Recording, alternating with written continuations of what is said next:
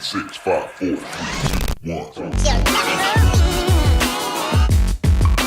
What's up, guys? Welcome to today's vlog number 99. This one is cool because we have a live model who's Madison, which is also our receptionist at the salon. So pretty cool. I never cut her hair before. What I wanted to do is show you guys a variation of the haircut that I've been doing with the twist cutting on top, but I wanted to show it to you on a live model so that you can see how it works on a real person as well. She's also got slightly wavy hair, so it's gonna be really cool to see it that way as well. So hope you guys enjoy this cut. Let's get started with our step-by-step. Here we go. All right, guys, so like I said at the beginning, this is our receptionist, Madison.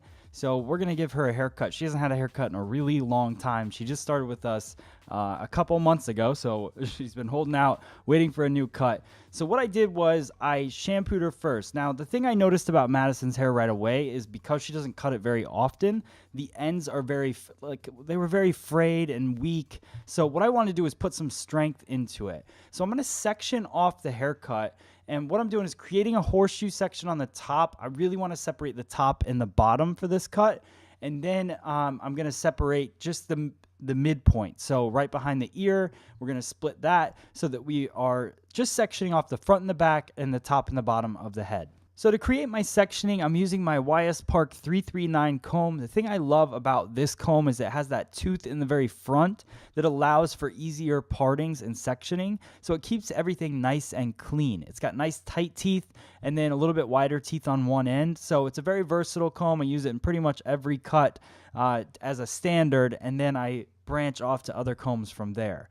So then right down center back, create my next parting, and then I go from the occipital bone right to behind the ear, slight diagonal forward, but not too far stretched forward, and just separate that point from the occipital bone to the low crown area and split that in half.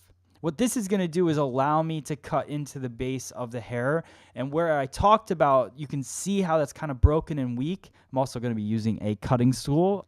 And I'm just going to go in, I'm going to start to create that really strong baseline. So I see where the hair is weak. Madison didn't want to lose a lot of length. That's a very salon reality feeling. So I look at where the hair starts to look weaker, and that's where I start my line. With some people, this might have to be a little bit higher. Some people, it can be a little bit lower. We're taking about 2 inches off of her hair to get a clean line going, a nice solid base, and then we'll go through and start our layering after that. So I comb everything down, couple inches at a time, bringing more hair down to it, using that as a stationary guide, using her back as a flat surface, and just creating that solid line through.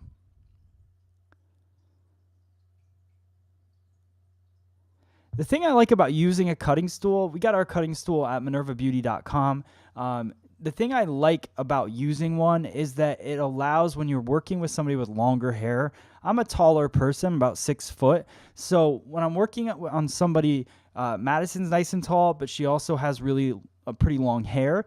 So if I were to try to work without using a stool, I'd have to be bending my back quite a bit, and I'd be very uncomfortable. And like we talked about in past videos, the more uncomfortable you are, the more inconsistent your haircut will be. So I want to stay nice and comfortable. This is my favorite part right here. This is where we're going to start to add in the layering in the very back portion. So we go from basically the occipital bone up to the crown area, and I'm going to over direct it up. Now, a lot of people, when I did this on the mannequin before, they were like, this would be weird and uncomfortable if I had a guest sitting in a chair. Well, you can see right here that I take the hair, I bend Madison's head down. So it's actually a really comfortable position to create that layering, and you're doing condensed cutting, so it's allowing you a lot of freedom and quick technique. So in the salon, we talk about time being money and all of that and bringing value to what you're doing. So if I over direct that entire panel up and cut it, it's going to give me nice uniform layers and in a quick result. So now the other thing that I'm going to do, and this is a little bit of a change from what we did on the mannequin. So if you watch vlog number 97, you'll see me do this cut on a mannequin. I don't over direct the hair forward like this, but what I'm doing with Madison is I'm creating a little bit more of a face frame, which I think will flatter her face a little bit more. So you have somebody that I'm not trying to create too much separation in the face frame. I want it to wrap right underneath, about 4 inches underneath her chin, and just kind of have it nice and soft there. So now we're going to work through the top. I create a horizontal section across. I grab a piece from the edge. You can see that little piece that I've left out there. That's going to be my guideline from the face frame. With Madison, I didn't want to create a short bang because she didn't want short bangs. So I go a little bit longer with the technique, which totally works. And I go through and I over direct the hair down, twist it, and give it a cut. That twist, what that does is it over directs the hair on both sides, so it gives it kind of a U shape in the very front, which is a really nice soft feeling to the layering. Now, as I move through the back U section, I do a little bit heavier, or not heavier, but higher elevation, and that higher elevation is going to remove a little bit extra weight. So as I move back on her head shape, I give it a little bit higher elevation as I work through it, gives me a lighter feeling. So here's the last section. You'll notice I don't grab the entire thing all together, just a little bit at a time, use a little bit for my guide, over direct it forward, and there we go. There is our technique. You can see the layering. So I'm going through with the brush. What I want to do is use my Ergo paddle brush to just kind of pass through the hair. The other thing that I didn't mention is the scissor that I used to cut her hair. I used the DB20 scissor from Mizutani. It's the one that we sell on our website. I love that scissor. Use it for everything. It's a 5.7-inch scissor. So anytime I'm doing precision cutting or cutting thicker hair, I like using a shorter blade. And also that scissor is nano powder metal, which helps grip the hair and cut nice, thick, coarse hair really, really well. Great lines in it. So now I power dry her with the Dyson blow dryer and using the foam or the mousse in her hair. And then what I'm going to do is section off the top and then start working my round brushes. So I'm using the Ergo round brushes, a little bit wider brush. I didn't want to go too big with the round brush because that gives you more of a straighter look. And I didn't want to go too small because I didn't want to create too much wave and curl in it yet. So this is the Joico thermal protectant they also sent me. And so I spray that in because I'm about 90% dry on the hair.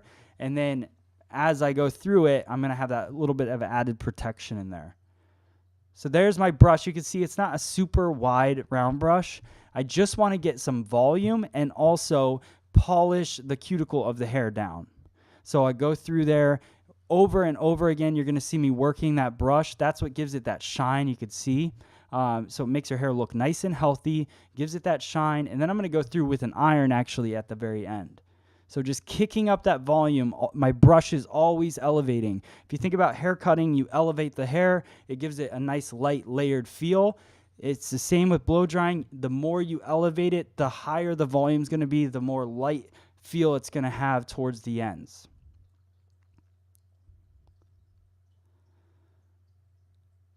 Same thing, I let it cool. I think a lot of people just quickly would take their brush out. You got to let it cool down a bit, and then I kind of unwrap the brush so that I don't pull that curl out of there or that wave that I've put in there. I even went back through in this section and did it again because I felt like it just didn't quite have that polish on it that I wanted. So you never want to skimp on something, just go back in there and rework it. So last little bit on the side. You'll notice everything's kind of coming off of the face. So my thought was if I iron or if I work the blow dryer and work the brush off of the face, it'll open everything up. So now we move into the last section of the blow dry, which is that U-shaped section. What I'm going to do is split that basically in half. And as I work through the top, the very first half of this section is going to be blown dry back towards me, towards the back of the head. And then the front part is going to be blown dry forward towards the face to give it maximum volume right in the very front. But in the back, I didn't need all that volume. Madison's already got a high density of hair. She's got a lot of hair. So I wasn't worried about it not having the volume or the fullness. But I did want to make sure that I was still lifting that brush nice and high, working, polishing from the base to the mid shaft to the ends and getting the look exactly the way I want it. But I didn't need to get too much volume. Now, if they had finer fabric of hair, I might have rolled the entire top section forward, which would have given me maximum volume. But like I said, with Madison's hair, it's pretty good to go as long as you're giving it a little bit of that elevation throughout the blow dry. The other thing I definitely, it's the elephant in the room. I am using the Dyson blow dryer. those of you that follow me know my stance on it. I definitely like the blow dryer. It is something that I use in the salon now. I didn't mind spending the extra money on it, but I do believe that most professional dryers are just as good as this dryer. The thing I like about it, I like the lightweight feel of it. I like anything that's new technology, so I didn't mind spending money on that. But I pretty much feel that you're paying for the new technology with that blow dryer. I don't think it's necessarily that it's going to blow dry your hair so much better than a professional dryer. I do strongly feel that you should not go cheap on a blow dryer though. Don't just run and grab a $20 blow dryer. Make sure that it has key benefits for your hair. It's ionic and different things, that it's not just blow drying your hair with extreme heat. It's blow drying your hair with more modern technologies. So just make sure, a key thing to know is if you're spending between $60 to $200 on a blow dryer, you're going to be pretty good to go and safe in that regard. So last little bit, like I said, I'm blow drying everything forward, wrapping it towards the face instead of away from the face. What that's going to do is give me that maximum volume in there, and I wanted to really pop it up in the fringe area. We did cut some of that face framing around, so this is going to give me all that volume that I'm looking for. And if you guys aren't a hairdresser out there and you are watching this video, and this could be the interesting part for you, when we look at the blow dry, I'm passing that blow dryer. The nozzle is aiming down over top of the cuticle of the hair. The hair should be, the air flow of the blow dryer should be passing down the hair strand. That's going to give you the most shine. So you can see all those layers coming to life. Now I'm going to go through.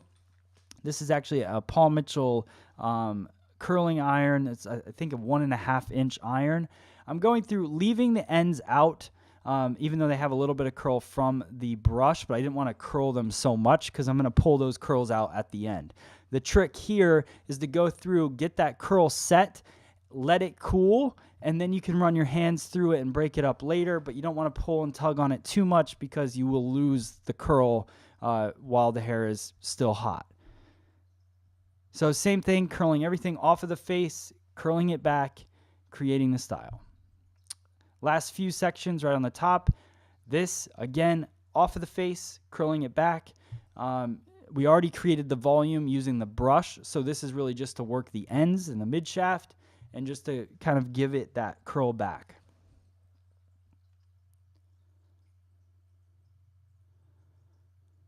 Each section I'm taking, I'm kind of laying it on top of the other, so it just gets it out of the way, but you're not clipping it. Anytime you add a clip to the hair, you start to bend it. So I just want to allow the hair to do its thing, or cool down the way it's supposed to cool down, and you'll get a better result.